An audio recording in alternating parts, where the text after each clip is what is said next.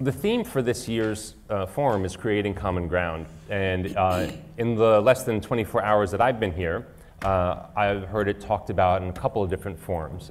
Common ground between the public and private sector to drive a deeper kind of change. I've also heard common ground talked about not so much in the crossing the fault lines way that the theme has been presented, but sort of as a create common ground on this side of a fault line to do better against that side of the fault line. And really, I think the notion of creating common ground is much more profound.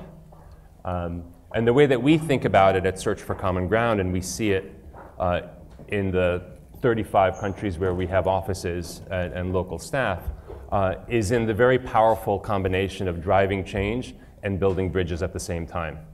And there's this notion sometimes that you have to trade peace for justice or justice for peace. And yet, for those of you who were at the plenary yesterday and you saw that great video with Maya Angelou, her narration over it, the figures that popped up there, like Mandela and King and Gandhi, these are all people that when you think of who are the great fighters for justice and who are the great peace builders, they are one and the same. And those great figures personify that, but so do our panelists, in my view. And so it's for that reason that we wanted, and the organizers were kind enough to organize the session right at the beginning of this week in the hopes to demonstrate through their stories a different kind of finding common ground and creating common ground. The kind that's not so much about compromise across dividing lines, but finding a higher purpose and an even more powerful change that can only be created when you form relationships and collaborate with your supposed adversaries, sometimes in great risk to your own reputation. And so with that, I want to turn to our panelists. And I just want to first bring you all into the room. People in this space tend to get sort of boxed into just their stance on a political issue or a conflict. So first, you are human beings as well. And I'm just going to start sort of with a question around, and Adrienne and Agnes, I'll start with you. You've come here all the way from Burundi. Adrienne, starting with you, maybe you could tell us a little bit about where you grew up beyond the country of Burundi. What was it like where you grew up, and who were sort of big influences on your life? And if you remember, what did you want to be when you were a child? Thank you. I'm Burundian. I was born in Burundi and grew up there. I was born in a modest family with very hardworking parents from a Christian family as well. And I studied in Burundi at the university, after which I joined Search for Common Ground. I've been always looking at journalism as a way to really facilitate dialogue and connect people. That's where I came from. And this is what I did for 20 years with Search for Common Ground. And then I'm proud of what we've been doing as we were able to create this space where people could gather and talk. I come from a society which is also has some ethnic problems and political problems. But we'll get there in a minute. Yeah. Do you remember, did you always want to be a journalist from when you were a young boy? Or? Yeah, I was always looking for that. Yeah. Excellent. Any influences in your life when you were young? I don't know, but I take journalism and peace building as a sort of religion, as a faith, because I grew up in a society which is some ethnic problems and political problems, and I think living together is something we have to work for. Agnes, what about you? Where did you grow up? I grew up in Burundi. I was born in the central part of Burundi. That is the province of Gitega, and I went to school in the north of Burundi, and while I was at secondary school, I was a member of a youth movement, Catholic youth movement, and I was elected to be president of the movement within my school, and I would always listen to radio and share information with my colleagues. And finally, when I finished secondary school, I entered the High School of Journalism in Burundi, and then I became a journalist. And is that what you always wanted to do? and it is as a journalist that I joined the Search for Common Ground representative in Burundi in 1995 to start Studio Ijambo. And when you were a little girl, you always wanted to be a journalist? Not really. I grew up. I was born in a family which is also Christian, and my parents were simple people. My father was a judge, and when I was a little girl, I thought I would be a judge too, because my father was my model. I'm already intimidated to have a father, a judge as a father. So you mentioned 1995 is when you started working with the radio studio in Burundi, and you were referring to some ethnic divides. So 1995 is within 1 year of the genocide in neighboring Rwanda, where 800,000 people were killed in just 100 days. And Burundi was directly affected by this. Tell me a little bit, and share with us a little bit, Adrian, what the divides really were like at that time in Burundi. How did you experience them yourself, if in any way? Before I joined Search, you remember there was election in 1993 when the first Hutu president was democratically elected, and then there were some massacres, there were some political crises which followed, and this affected the University of Burundi where I was. And it worsened to the extent that students, because they were manipulated by some political actors, they were also divided, and then we found ourselves in two camps where people were saying, you guys go to there in your own people, in terms of Hutu and Tutsis and so on. And then this resulted in some massacres. God is great, I was not affected, but a lot of colleagues were killed, because of this kind of political manipulation by political actors. So some of your peers at the university were killed? Yes, some guys some were taken away and others were killed. I was glad and lucky not to be among them. I was told that you happened to be sick one day when there was a major massacre at the university. Yeah, I happened not to be there that day because I was in Zambia where we were doing our degree, but it was just a few days after our departure. So the origin of this kind of division is exclusion. I think it's the major problem in Burundi, exclusion, where some people would not feel they are not taken into account in some institutions, or they felt they are not included in the governing systems. And I take this as the root cause of our conflict in Burundi. There are also a lot of people thinking in ethnic groups, and then when you are not in this group, they think you are enemies or you are a threat to them. And this was the first challenge that we were meeting as journalists, because people see you and then they think you have to be like that group, where maybe you are looked like devils and the other group considers itself as angels. And then there are cliches on each group. Sometimes when you go to report, people see you as first as the group of Hutu or Tutsi, and that was the biggest challenge. So this is one of the origins of the problem, the exclusion and the cliche and stereotypes linked to this categorization of people into ethnic groups. And ethnicity is used by political actors as a motive to reach their interest, because once they tell people that they have to pay attention, it's a way of mobilizing people around them and then have support to reach their interest. Otherwise, communities have no problems among themselves. And so, going back to those days then, you're talking about journalism.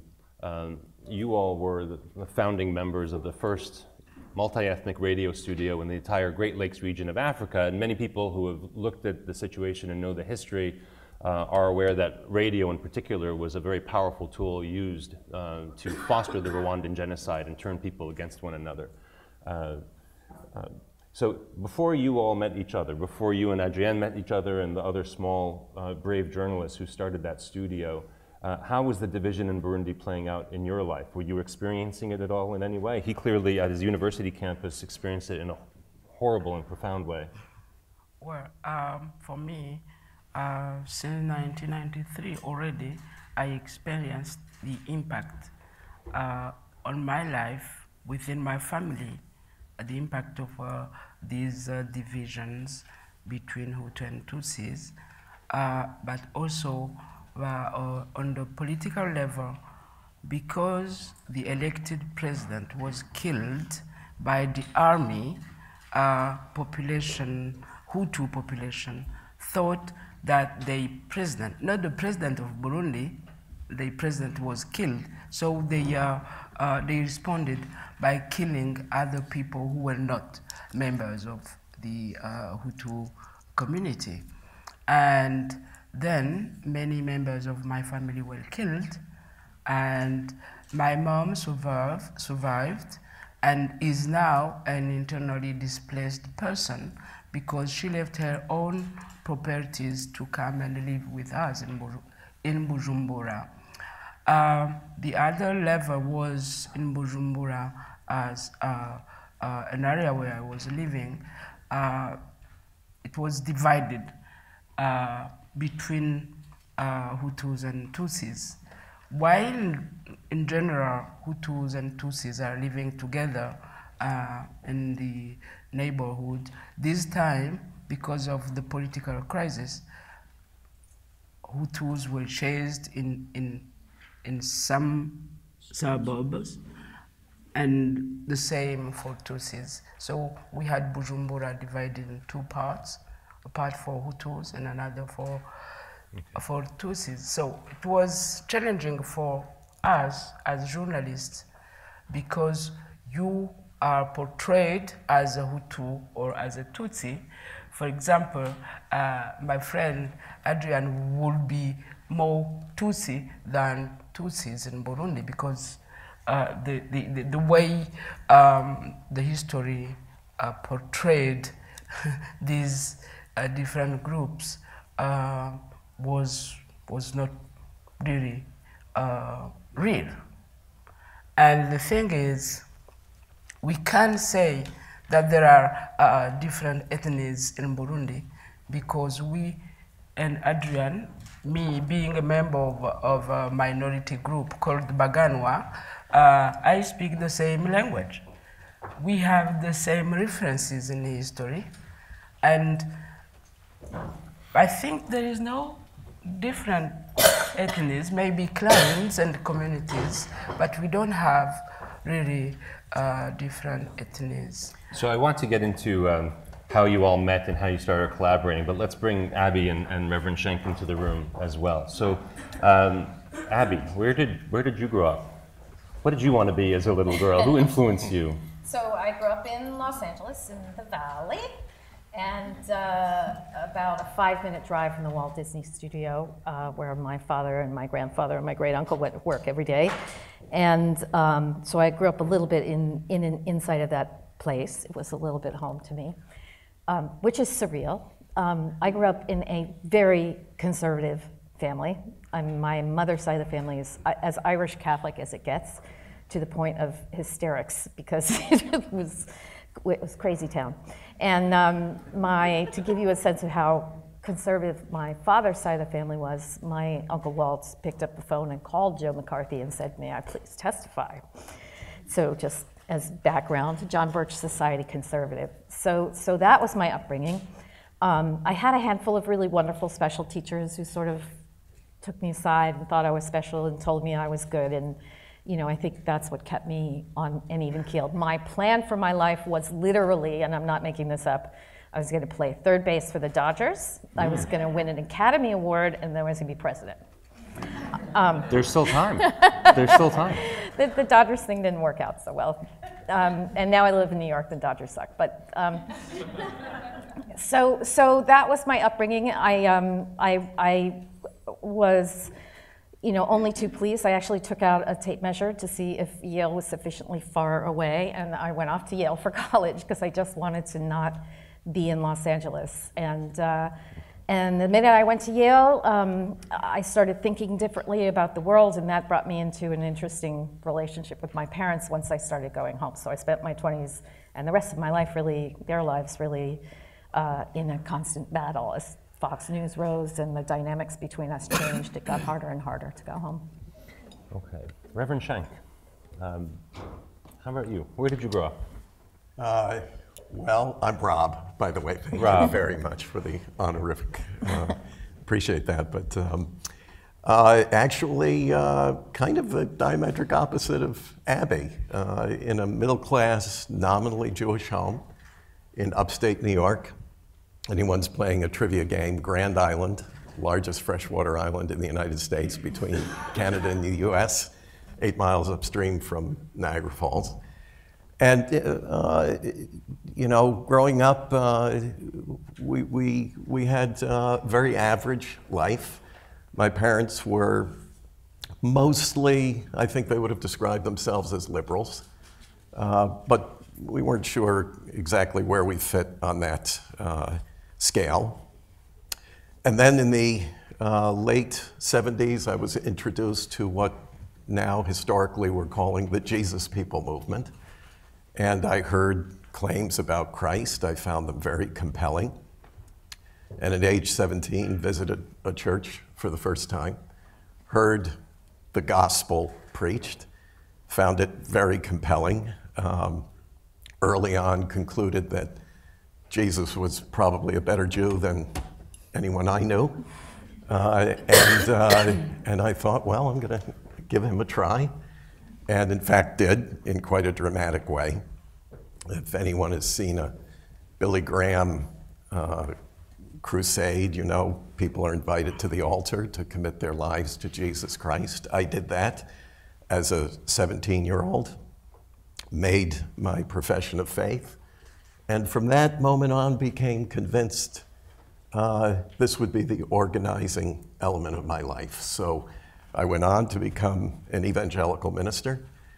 And then some years into that, encountered the pro-life movement, something called Operation Rescue.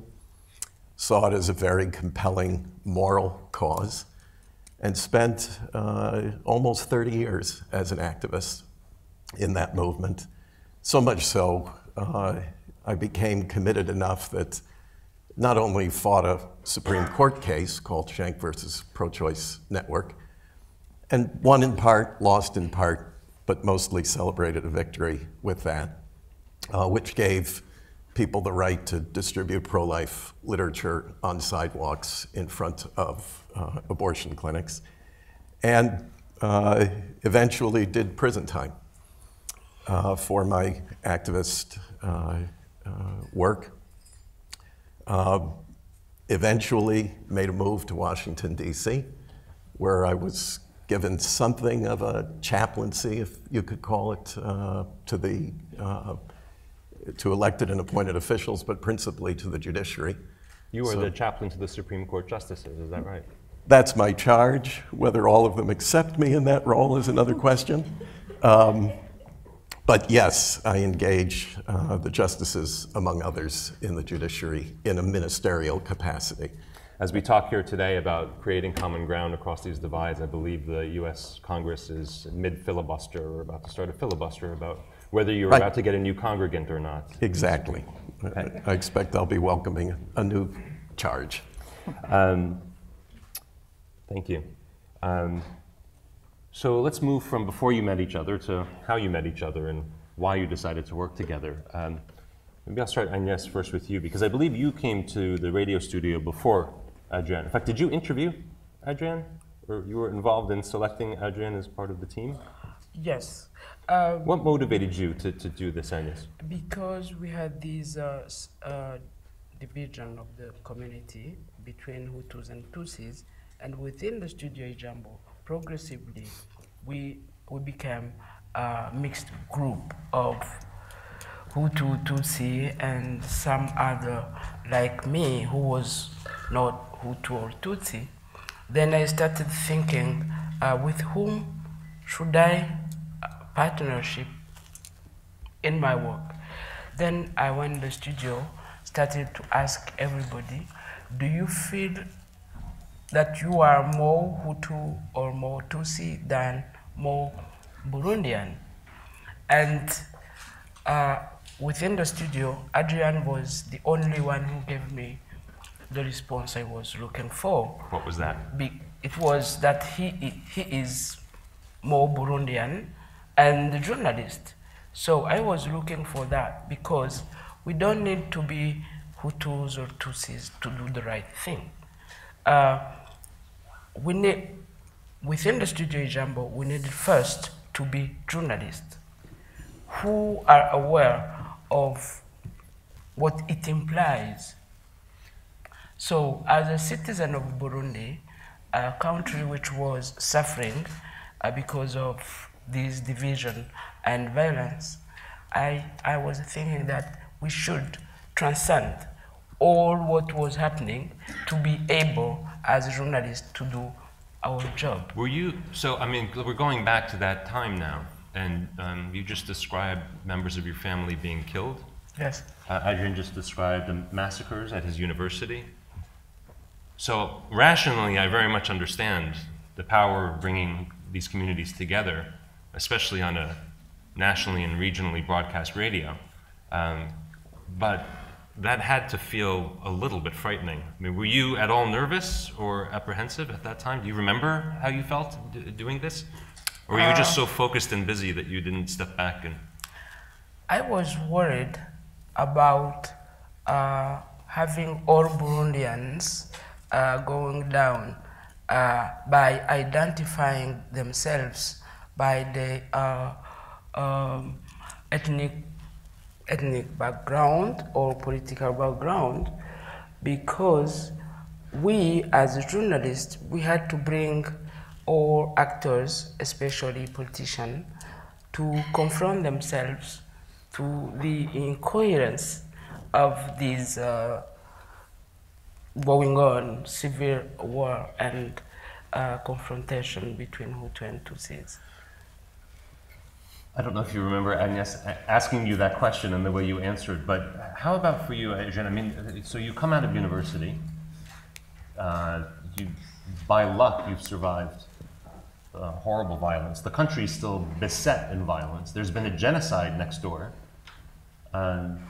What made you decide you wanted to do this? And were you nervous? Yeah, sometimes we were nervous because sorry. First, we needed to build trust and confidence within the group, and with time we were discussing. I remember sometimes we had some very serious debates, even some misunderstandings among ourselves on how we need to trust one another and report on some issues, because we represented the whole community. So sometimes we were nervous. But then we ended agreeing on how do we do it. If we disagree here, how should we be able to go and look for stories and report it in a positive way? If we are not agreeing, if we are not reaching a common ground within ourselves, we were 5 at the beginning, I think, 5 reporters, and we needed to have, to have the common understanding on how do we need to address some issues before we go to the ground.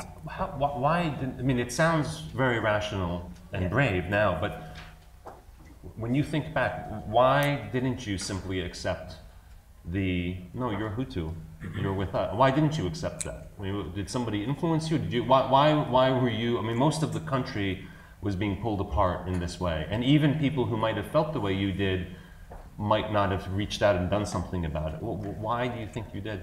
I had been witness of many cases of injustice. I grew up in a country where I saw a lot of cases of injustice, and I even felt that we could change something. In myself, I felt that we are not different. If you look at me and Agnes, we are different, but when you look at the way we work our daily needs, we are not very different. And then I felt that we could do something with journalism And we had heard what had happened in Rwanda, where journalists had exasperated conflict. And I felt that we could change something. And in our daily life, we were trying to walk the talk as well, because on the ground, we would, share the same bottle of beer, Agnes and I, because, yes. And then people who looked at us said, how do you share with her?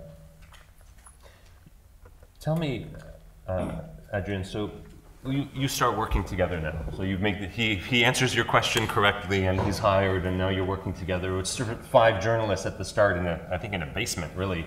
Eventually you established a studio that became, and if you haven't looked up Studio Ijambo or ever heard of it, look it up. It's a case study of the powerful use of media to prevent violence and reconcile communities. So thinking back on your journey together then, you start working together, many years you worked together, more than a decade. Was there a key moment or moments that stick out to you that were particularly important in either bringing you together or maybe almost pulled you apart? Do you remember any such moments? Well, while being in the Studio Ijambo, it wasn't challenging, because in the Studio Ijambo we were trying to build bridges, bringing together those divided people and offering them a space to express themselves, to think together and find out what they had in common. I would say Adrian and I, we have in common the culture, the language, and the history. We also have in common our country, which is Burundi. The same thing was happening for those politicians. We tried to show them that they have common interest and that they have to work together, find out their commonalities, and then build on that. But when we were on the ground looking for stories, it could be dangerous for me because I wasn't a Hutu and we were in a Hutu area, or it could be dangerous for Adrian while we were in a Tutsi area. So being together was somehow... Your protection. Yeah, a kind of protection and security. We were protecting each other according to the place where we were. And I remember... Pretty profound trust in each other. And I remember one day we had a car accident, you remember?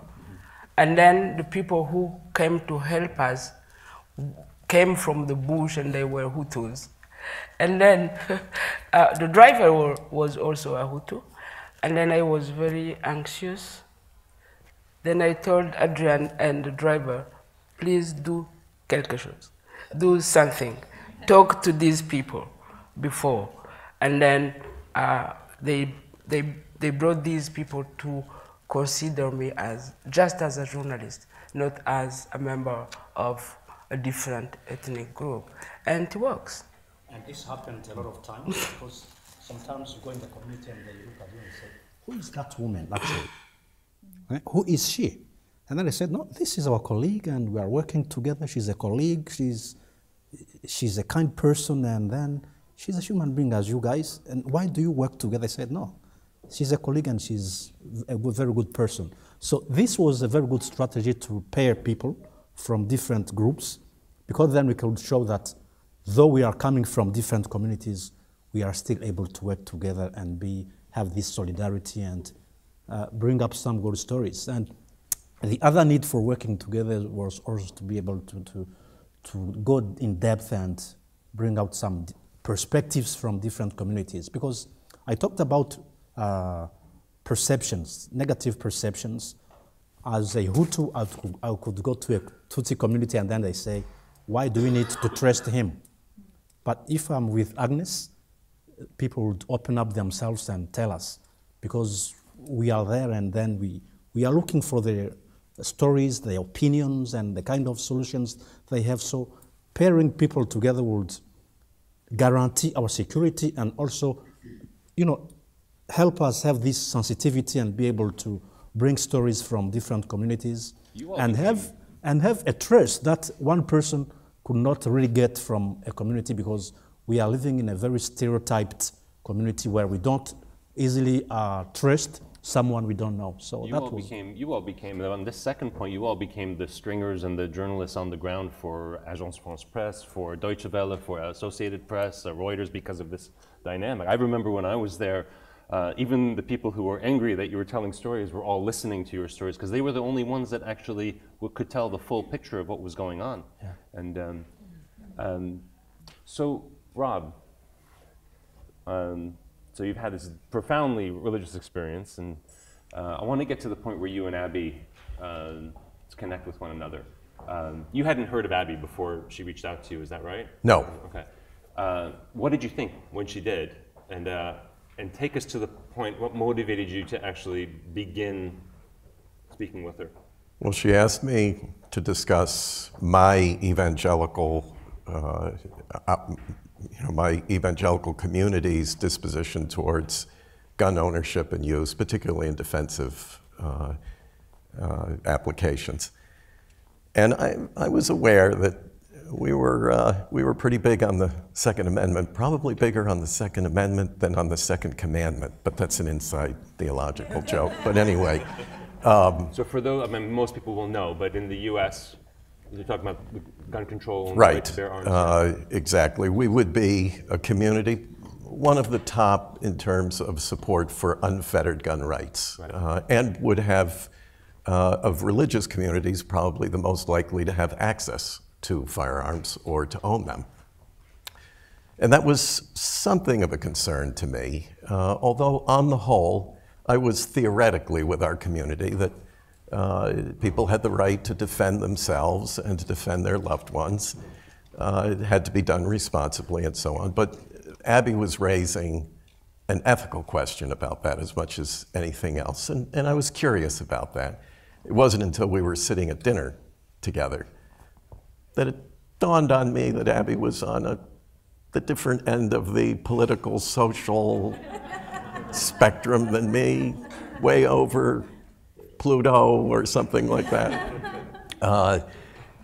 And then I learned that only a few years earlier, Abby and I, we've said this often about each other, probably you may have been the first to observe that we likely would not have met one another except maybe across the police tape in front of a Planned Parenthood facility or something. And you can guess which side either of us would have been on in those days.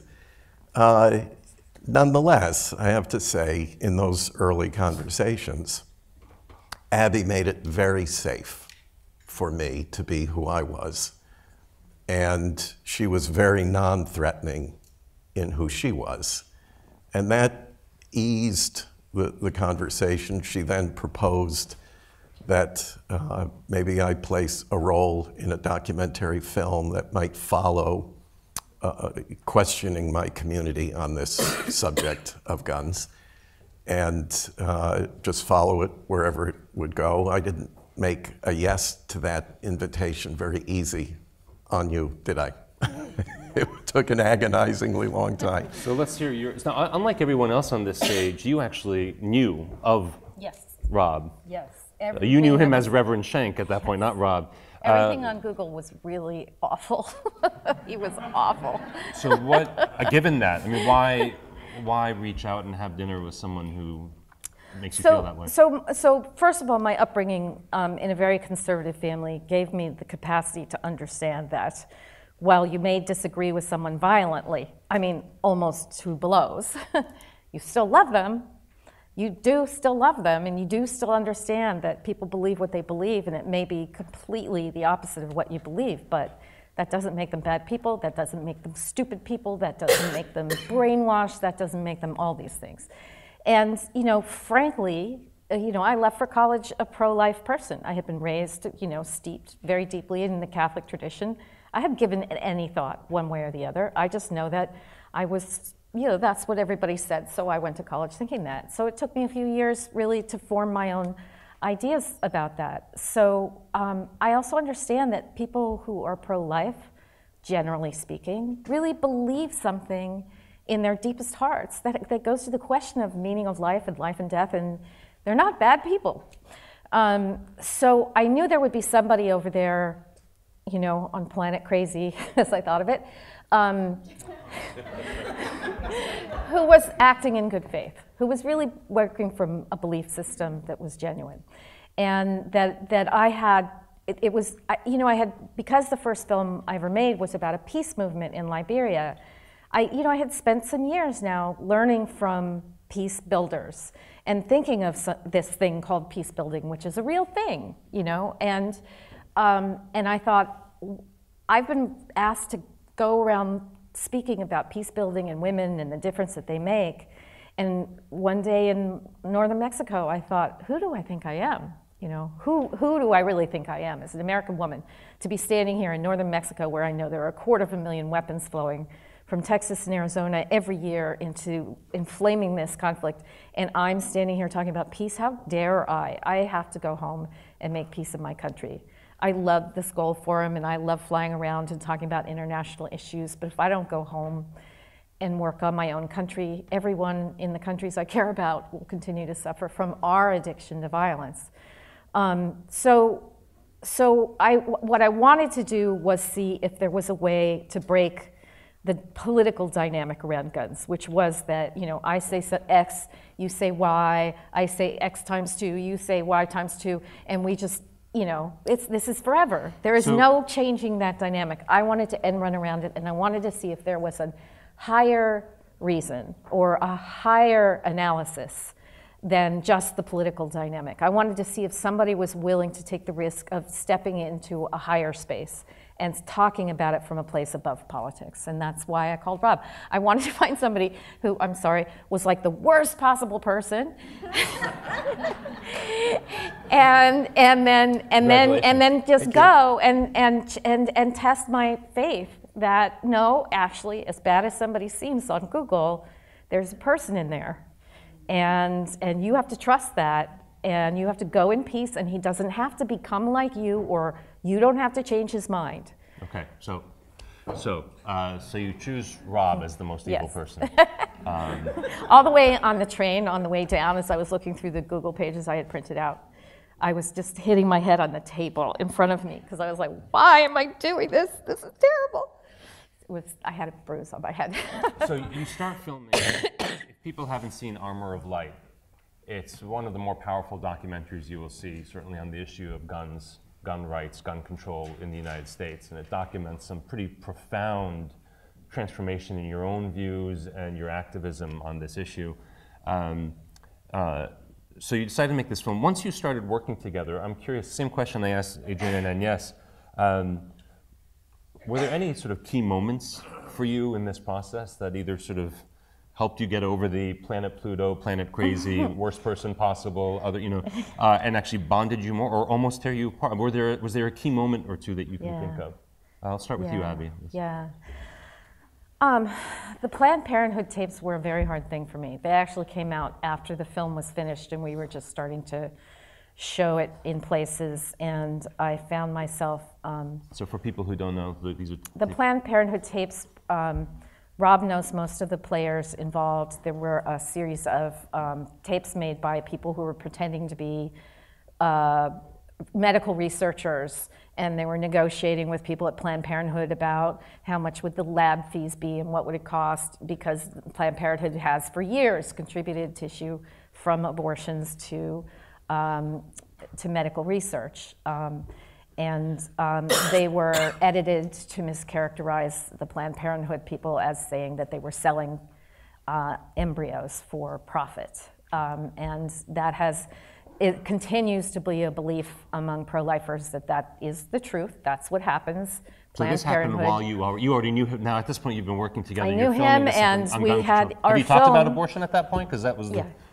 Our film has a person who was the chair of the board of the organization, Troy Newman, who's now the head of Operation Rescue. So I had met and talked to Troy on numerous occasions. I got into it with Pat, a friend of Rob's, about the Planned Parenthood tapes, and I found myself saying, if they kill Cecile Richards, your blood is on your hands, and I am coming for you. So I did have moments where it was really more than just, because this is more than just an idea. This is people's lives, and it was really hard not to be passionate. So when Rob and I first met, I said to him, look, I know we disagree about something that's very deep in our hearts. It's one of our most closely held belief systems. But I also know that if we just choose to take this issue and set it aside just for now, we'll talk about it later. Let's just choose to inhabit the shared ground. Let's just choose to just inhabit it for a while and ask ourselves, like, are we on the other side of a police tape actually because more alike than different? Actually because we share most of our principles. Because in fact, the difference on pro-life is a decision on the decision tree that isn't that weird. It's not that weird to say life begins at conception. It's also not that weird to say it begins later. That shouldn't be the root of all evil. That's not a strange or unreasonable difference of opinion, and we should be able to navigate around this issue. But over time, I felt myself wanting to talk to him about the question. I mean, I had to say to myself, and this is maybe the hardest thing in the world for me to do, in terms of my personality, I had to say to myself that it is not my job to change Rob's mind. That I don't, in fact, would prefer not to try and persuade him of anything, except that I'm not a bad person. And this was very personal to me because I had had an abortion in 1981 when I was 21 years old. And that was always in the back of my head around all of this. And if you listen to the people in his world, in his community, when they talk about what abortion is and what it does, and how they think pro-choice people are, it's very hard to hear that, knowing that you're one of them and could never talk about it. So there was a particularly right-wing dinner that you made me come to that Ann Coulter spoke at, and it was just horrible. And literally, I stood over the toilet and almost threw up because it was so bad. And where I gave the invocation. He was prayer. giving the opening prayer, and I felt Rob was on a high wire. He was exposing himself to so much danger, professionally, but also personally, in terms of really taking this gun issue on, because there was so much that he was questioning in terms of orthodoxy. He was putting himself at such risk, and I felt, at a personal level, we had become close friends. I felt very responsible for him, and I felt that I was asking him to take this enormous risk. Because you're filming him go through this transformation. Yes, and I wasn't in any risk myself. I wasn't taking a risk, and that just felt in such bad faith, so I thought I owed it to him to take a risk. So the next day after that dinner, I called him, and I said, I feel like I need to tell you this, and if you want to tear up the contract and not work with me, I'll completely understand, which there are filmmakers here and will understand that's a really hard thing to say. I said I had an abortion when I was 21, and there was a long silence on the other end of the line. I really had no idea what he was going to say, and he said, why wouldn't I want to work with you? So that is a deeply Christian response. And I was so grateful for it. We didn't talk about it again then, but we have since, and it's been an amazing conversation. I'm happy to tell you about it if you want to hear about it, but I'm grateful to him because I happen to believe that whether you're Jewish or Christian or Muslim or whatever, if Christians behave like Christians, everyone would be better off. So I'm very anxious to get into the discussion, but I want to have each of you reflect on something before we open it up. Rob, I'll start with you. I guess you'd be brief, kind of your perspective on that conversation.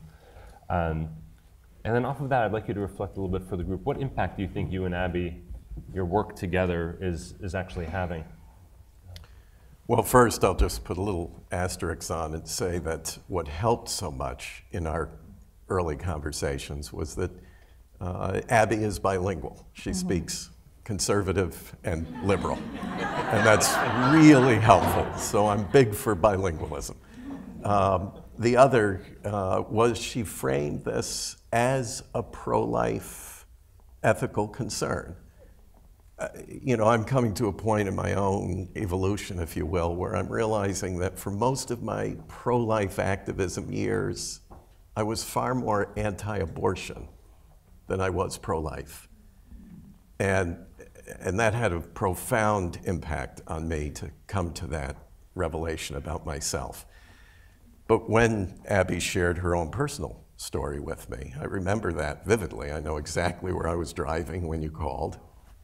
I know exactly where I pulled over to listen to you. It wasn't like, No, but it was, I needed to pull over. And as you were telling me that, first of all, I felt deeply, deeply honored that Abby would share that story with me. To this moment, I feel deeply honored by it. And I hope I conveyed that to you afterwards. And then suddenly that whole question became deeply personal and human to me. Prior to that, it was a cause, it was an issue, it was legislative, it was constitutional, it was so many things, but it wasn't deeply personal. And when I heard that, it had a profound effect on me, it reoriented me completely. And so things became easier, both on the gun question, gave me a lot of courage to move forward. And as far as the effect, you know, I've gotten all kinds of reactions from my world, which, you know, if you've studied American evangelicalism, we're a little conservative. No, we're absurdly conservative. And yet we follow a radical. I would make an argument today that Jesus was a radical. He was not a conservative. You know, just in my world, my conservative world, I often get the question, how can you do that? Maybe it was similar. I was resonating with what the two of you were saying completely in that way. Who is she? yeah. Who is this Abby Disney? He would Why vouch are for you... me in his world, and I would vouch for him in my world, just the way that you two did. That sounded so familiar. And yet, as we get past that and talk about the reason that we're doing this and the way we're framing it, people relax. And they, just like the two of you, I was being I'm very inspired. In my world, what the two of you were saying, we often say, that'll preach, that'll preach. That's good sermon content for me. Because we protect each other. And Abby and I do that. Because I endorse her and she endorses me, I think our respective worlds relax with that. And that's salutary. So I would say a lot of good is being done by these two, and I hope really briefly, the two of us have walked into and shown the film in and then followed with conversation many very conservative churches, just really conservative churches. And the conversation that follows, I always start with, I am a pro-choice feminist all my adult life, and then we proceed to have a conversation. And we can have a conversation. It's astonishing. And there ends up being quite a transformative conversation in almost every case. I think we're making a difference. Last word, Shamil, just, I can't count the numbers of times my folks have said, she's not so bad. And vice versa. I want to give the last word to Adrienne and Agnes before we open it up. So the same question to you. What impact did your cooperation in this radio studio in the height of war actually have? What impact do you think it had? I think on the community level, we managed to bring political actors to accept, to come together and start to dialogue. Even before the peace talks started, the youth, which is manipulated by political actors, now they are aware that they should not listen the political actors who are pushing them to violence, for they not for the interest of the youth, but for the interest of the political actors. Recently, with the 2015 crisis, they didn't accept to follow the actors. And that was on the community level. Then within the journalists themselves, I believe that we have had an impact on those who were working in the government media and acting as propagandists or griots, because today they understand that we were the one who were doing the right thing. Why they were accusing myself, because I was correspondent of Voice of America, of being someone who was working for the CIA. Now they understand that I was doing the correct thing. So, you know, Rob and Abby have reflected on how their communities, particularly Rob, have reacted, a mix of reactions, some negative reactions. I remember you receiving a call from the Minister of Defense calling you an ethnic traitor, which was essentially a death sentence at that time. So I know you faced a whole range of reactions. Adriana, I'll end with you and on the same question. So anything you would add? I mean, Burundi is in political crisis now. She mentioned it since 2015. People look at, well, did you have any impact? Yeah, we had a great impact. She mentioned on the dialogue issue, but also we influenced the media landscape, because Studio Ijambo started as the pioneer of private media. The first partner was the National Radio, which did not voice some people, particularly those who were in political opposition, but we guaranteed that we have those people on air, though it was very challenging. So we were giving voice to the voiceless, the marginalized groups, and then they were heard, so that the decision makers could also take into account their opinions as well. We highlighted heroes, and that was a very good an approach that we are proud of. There are people that we called pillars of humanity. Those who took risks during the killings, during massacres, who have never been heard of. We went into the country and interviewed them and aired their opinions, their testimonies, and so on. And then people who heard said, are you guys building stories, or are you saying that there are Hutus who saved Tutsis? Are you saying there are Tutsis who saved Hutus, and vice versa? People couldn't believe these stories, but through time, these people became, because some people treated them as traitors, because when I say I have hidden someone who is perceived as an enemy, and then those who were taken as traitors turned into heroes, because these people were able to save and protect lives, and it was very risky. So people were afraid to say that they saved people. When we aired these stories, they said, oh, I also saved X, Y, Z. And many families came out and said, oh, if my family is still alive, it's because of her. She has hidden my family for 6 months. And then those who were perceived as traitors became heroes, because everybody was proud.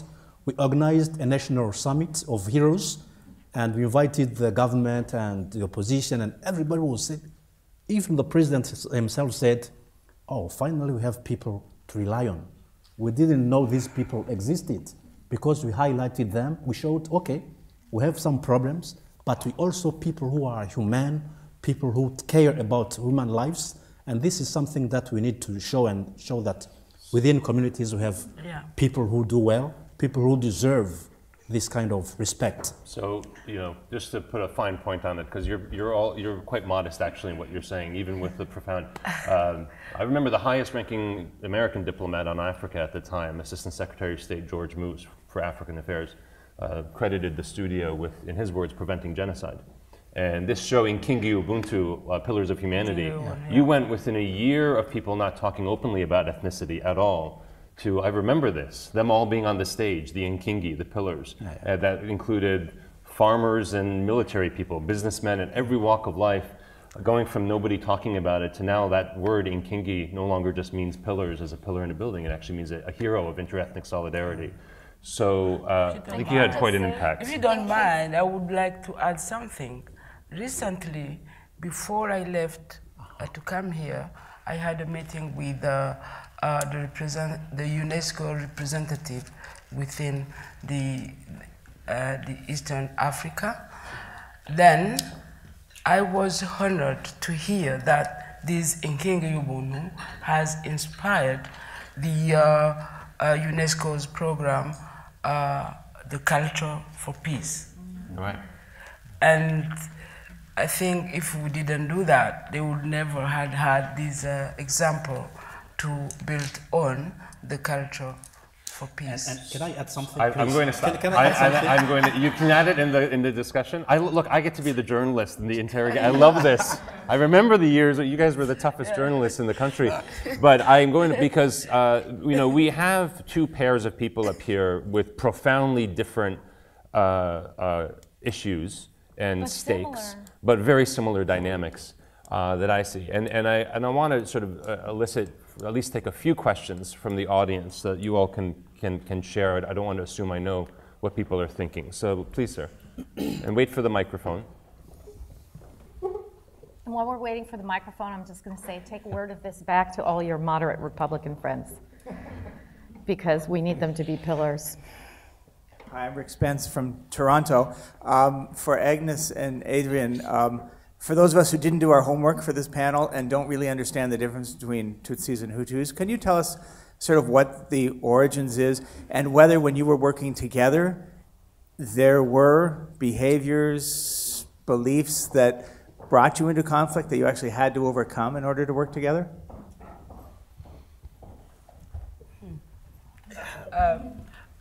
First of all, I would like to make it clear that we have a big problem, which is originated by the fact that there is a confusion about what you call political majority and political minority with this ethnic thing. Then people don't understand that we do not have ethnicity in Burundi. It was a political creation of ethnicity because they wanted to divide Burundians into two groups. Then this has an impact on two other minority groups, minority communities, which are not mentioned in the narratives of the Burundi conflict. Those two minorities are Batwa, what you call pygmies, and the Baganwa community, which is also a small community. So historically, they have been Balote? How? Well,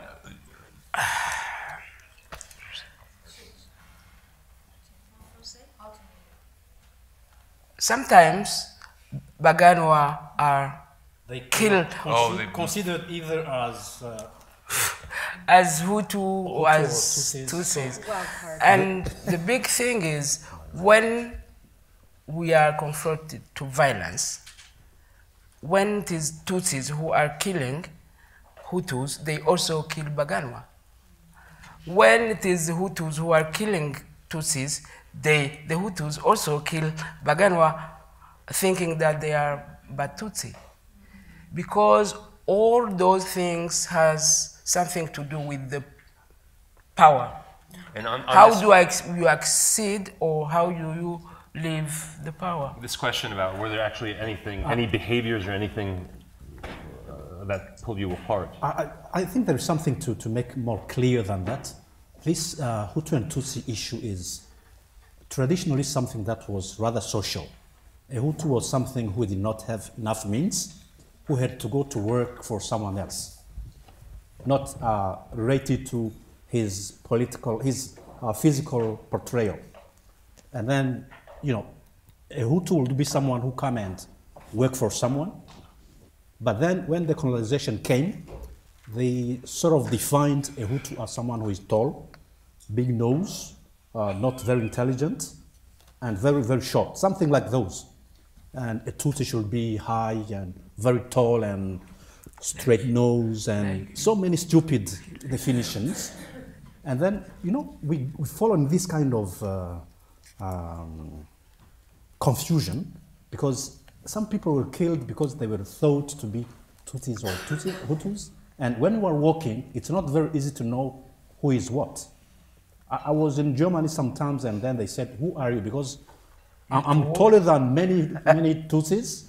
And then they said, "Who are you?" I said, "No, I'm Burundian first," because it's even very embarrassing for us to define oneself as a Hutu or Tutsi, just because they compel us to consider ourselves as a Hutu or Tutsi. Otherwise, if you rely on these physical definitions, you'll be completely confused because it's something that has been politicized, and there are so many children who are born from Hutu and Tutsis. What do they become? Are they Hutu or Tutsis? And we have so many cases of these people who find themselves as Burundians and not in these categories. So the challenge for us was to say, look, we are Burundians. Yeah. Let's work for everybody and you know, observe dignity and humanity for everybody, and then period. And this is the reason why I choose to work with Adrian, because when he came into Studio Jambo, I didn't know who he was, if he was a Hutu or a Tutsi, because when you are not neighbors and see when he was born, in which family he was born, you will never tell if he is a Hutu or a Tutsi. So you see, it's very And there is no region in Burundi which is for Hutus, no region for Tutsis. We speak the same language. Wherever you go, you speak the same language and you are understood by everybody. You have within one family, those who are born are called Hutus or Tutsis. It's a lot of confusion, but political actors use this for political motives to reach political interests, and then they use it to tell people, hey, watch out, pay attention, and then we have to pay attention. So thank you. We have just a few minutes left. You, Miss, and then Kennedy. So please, you go ahead first. Yeah. Hi, I'm Joanne Sprague. Wait for the microphone, please. She's running. Thank you. Joanne Sprague from San Francisco. I think this is maybe one of the most profound panels that I've seen on the slate for school. So I'm just so thankful that this is happening. I think it should have been on main stage.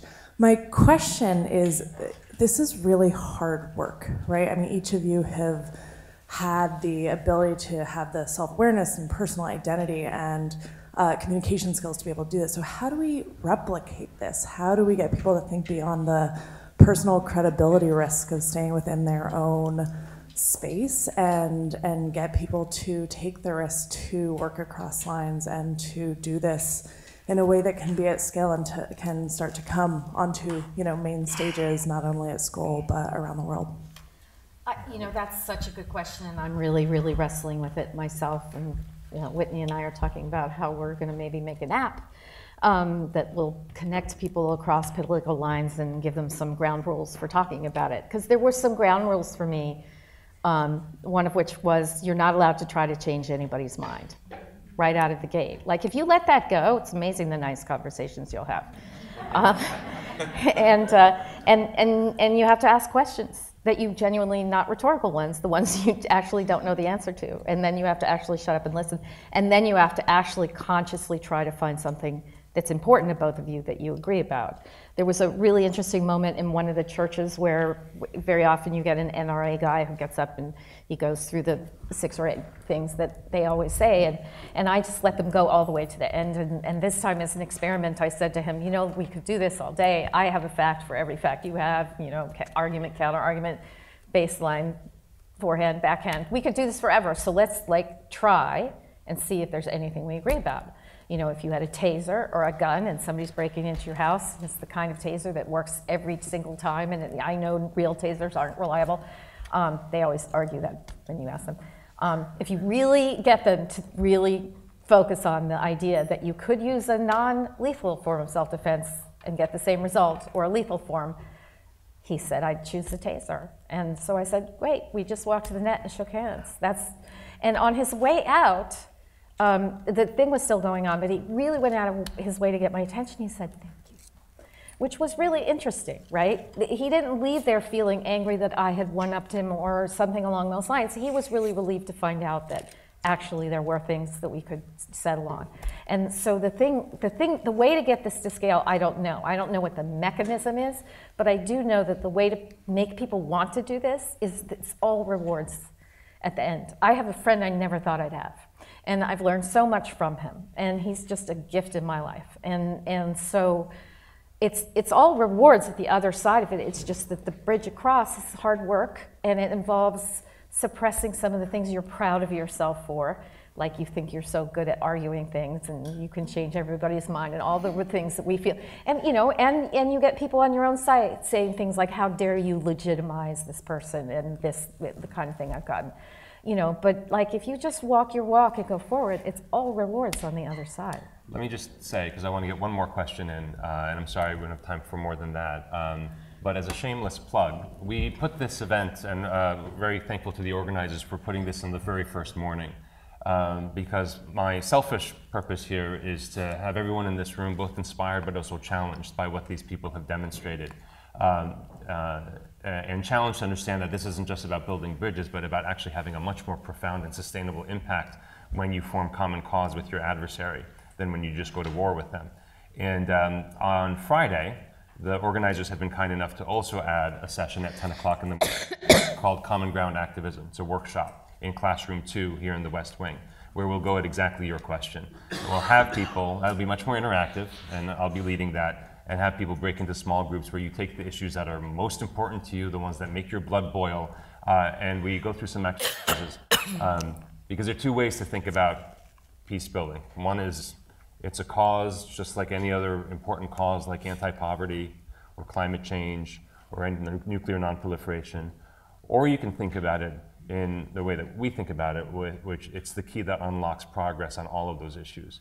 And that the reason that we are not making more progress on these profound issues today is that we, across all of our cultures, have really defaulted to a very adversarial win-lose approach, which in an interconnected world produces lose-lose outcomes. So I welcome people at 10 a.m. Kennedy, the gentleman in the back, please.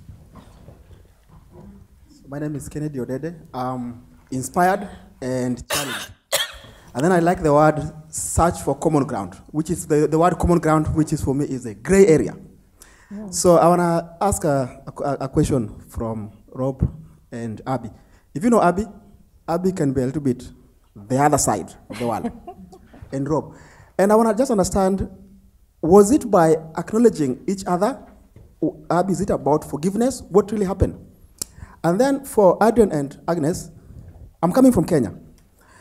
And you know what happened in the year 2007? We killed each other, so sad. And we're having another very heated election in the next 4 months. I'm a little bit scared. And because in Kenya we have the Luos who come speak Luo, and Kikuyu who speak Kikuyu, you know, it's not made up. So, and there's a lot of this kind of hatred going on. What can we do? And what can we do as a group? So, thank you. Well, let's start with you, Rob. For me, it was the real breakthrough with Abby and forging a friendship. And I would say the friendship I have with Abby now is one of the deepest I've ever had in my entire universe of friendships. It's a very deep friendship. And that started when I went through a spiritual exercise, coming to a point where I could honor Abby as a human being, as a fellow human being, not perceive her as an activist or an advocate for another cause, any cause, especially one inimical to my principles. Instead of classifying her as that, I had to come to a place where I accepted, and pardon the preacher in me, but I had to ask God to help me in that. And it became a prayerful exercise to pray for Abby, to thank God for Abby, and to honor her as a human being, a creation of God. And from that point on, I fell in like with her. And she has enriched my life. And so it's not always that simple or easy, but that was the real moment for me. And I mean, yeah. I don't feel like forgiveness is an interesting word in this context, because it's not my place to forgive him. And I hated when people would say, how dare you legitimize him?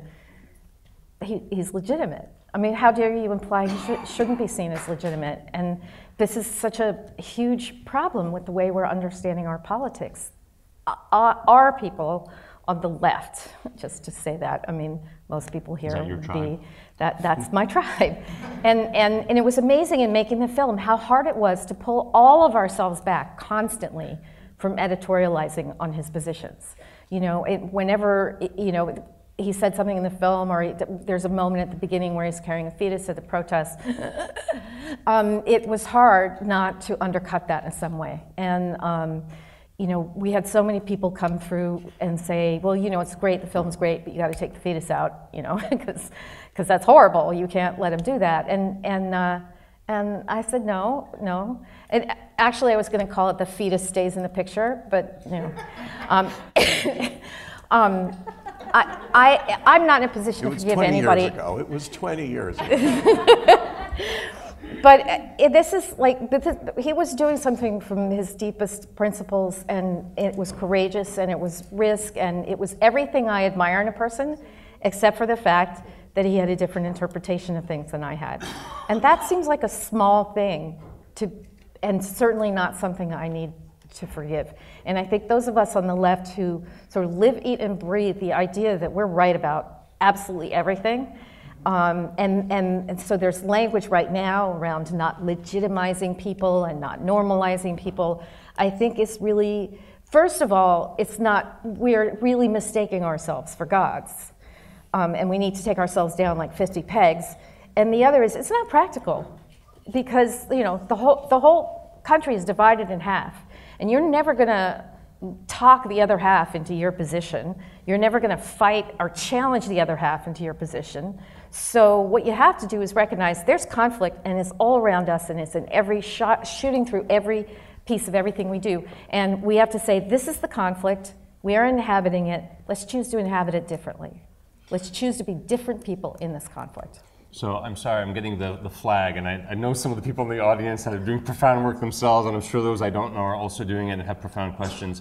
I encourage you, Kennedy, to come up and talk to Adrienne and Agnes about your question. They have specifically worked to prevent election violence quite effectively. Agnes has traveled much of Africa training some of the other radio teams with whom we work in Central African Republic.